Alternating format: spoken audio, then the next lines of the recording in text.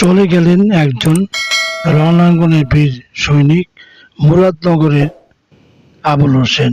কুমিল্লা জেলার মুরাদনগর থানার নোয়াগাঁও এলাকায় কৃতি সন্তান মরহুম সিরাজুল ইসলামের পুত্র আবুল হোসেন। মৃত্যুকালে তার বয়স হয়েছিল 84 বছর।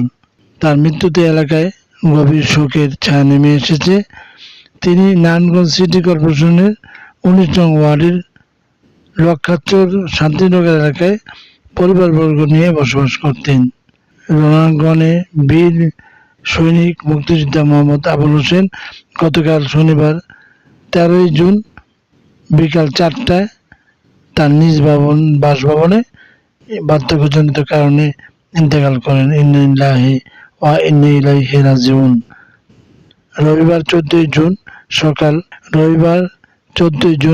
10:30 ঘটিকায় মদনগঞ্জ ওয়েলফেয়ার অ্যাসোসিয়েশনের মাঠে তাকে রাষ্ট্রীয় মর্যাদায় সম্মাননা প্রদান করে এবং সেখানে জানাজা শেষে শান্তিনগর কবরস্থানে দাফন করা হয়।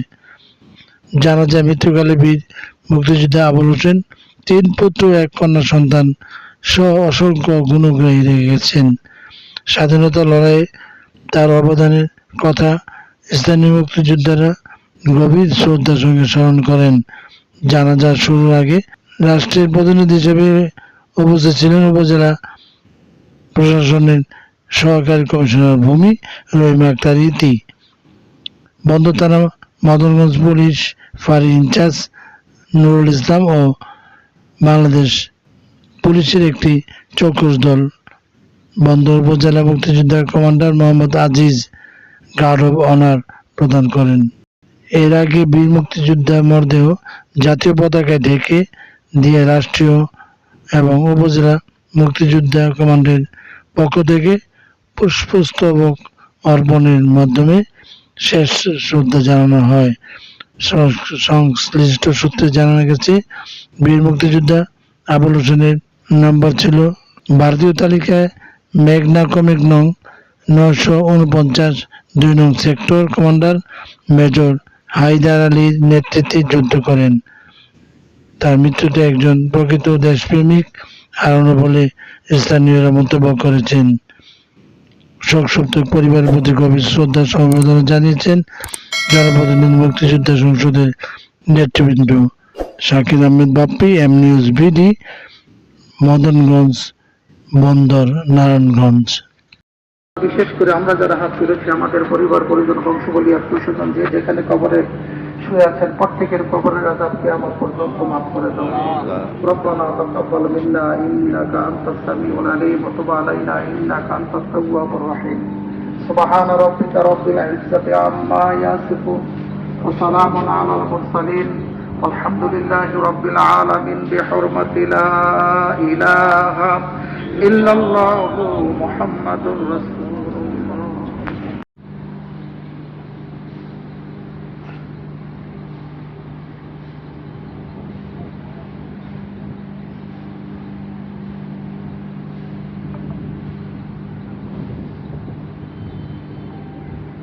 আল্লাহু আকবার। বিসমিল্লাহির রহমানির রহিম। আসসালামু আলাইকুম সম্মানিত সুধী।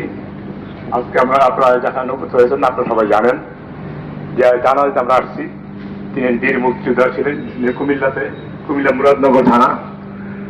আমরা এই আজকে খবর পাইছি যে তিনি মুক্তিযোদ্ধা এবং তিনি মারা গেছেন। কিন্তু 1971 সালে যারা এই দেশের জন্য জীবন প্রাণ জান দিয়ে যুদ্ধ করেছে, সেই বীর মুক্তিযোদ্ধাদেরকে সব জায়গায় সম্মান দেওয়া হয়।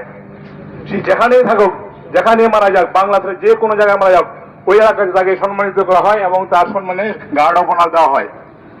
আজকে আপনারা এলাকাবাসী এসেছেন, আমরা মুক্তিযোদ্ধারা এখানে আজকে আমাদের কমান্ডার সাহেব আসছেন এবং আমাদের আরো কমান্ডার আসছেন এখানে, মুক্তিযোদ্ধারা আসেন আমার সহযোদ্ধারা। তিনি যে সহযোদ্ধা, আমাদের সহযোদ্ধা ছিলেন। আমরা মর্মাহত এই জন্য যে একজন মুক্তিযোদ্ধা আমাদের এলাকায় বাস করে, অথবা আমরা জানতাম না এই কথাটা। তো আজকে যাও আপনারা সবাই আসছেন, তার জন্য আপনারা আজকে অনুরোধ করি 1971 সালে যে ব্যক্তি জীবন দিয়ে জান দিয়ে যুদ্ধ করে আমাদের বাংলাদেশকে দিয়েছেন, এর যে বাংলাদেশ স্বাধীনতা, একটি পতাকা, একটি সংবিধান, যার ফলে আজকে আমরা বাংলায় কথা বলছি, বাংলা বুঝতে পারতেছি।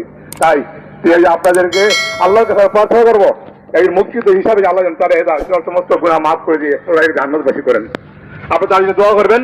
আমাদের দোয়া করি আল্লাহ তাদেরকে জান্নাতবাসী করুক, এবং আমি তার পরিবারের প্রতি সহমতি জানাই যারা তাদের সবাই মৃত্যু সহ্য করতে পারে। সম্মানিত সুধী, আমি আপনাদের সবাইকে তার দোয়া করাবেন না, এবং আমি এটা বলবো, আমরা মুক্তিযোদ্ধারা আস্তে আস্তে দিনের দিন সংখ্যায় কমে যাচ্ছি। বিসমিল্লাহির রহমানির রহিম। মধুরঞ্জ শান্তিনগরের নিবাসী বীর মুক্তিযোদ্ধা আবুল হোসেন সাহেব আজকে আমাদের ছেলে চিরবিদায় নিয়ে চলে যাচ্ছেন। তার জানাজায় উপস্থিত অত্র এলাকাবাসী উপস্থিত আছেন মুক্তিযোদ্ধা বন্দর থানা কমান্ডার এবং অন্যান্য মুক্তিযোদ্ধা নেতৃবৃন্দ, জনগণ মুসলমানরা, আসসালামু আলাইকুম। আমাদের পুলিশ ফাঁড়ি আইসি সাহেব উপস্থিত আছে, নজরুল ইসলাম সাহেব। আসলে ওনার সম্বন্ধে বলতে গেলে বলতে হয়, ওনার সাথে যতবারই দেখা হয়েছে ওনার অত্যন্ত একটা অন্যতম ভদ্রলোক ছিল এবং খুবই নিরিবিলি জীবনযাপন করতো। আমার মনে হয় মুক্তিযোদ্ধা পরিচয়টা তিনি সেভাবে দিত না, ঠিক আছে, মানে একটা বেশ সবসময় থাকতো। যাই হোক, অনেক ভালো মানুষ ছিল। আসলে তেমন বা প্রচার হয় নাই, ওনার সাথে অনেক সাথে যোগাযোগ ছিল না, এই কারণে অনেকে জানে না, অনেকে উপস্থিত হইতে পারে নাই। যাই হোক, আমি মুক্তিযোদ্ধা অনেক নেতৃবৃন্দ আছে, আপনাদের কাছে অনুরোধ থাকবে আপনারা এই পরিবারটা যারা আছে, ওই অপু আছে, অপুর বড় ভাই আছে বা ওর মতো মারা গেছে,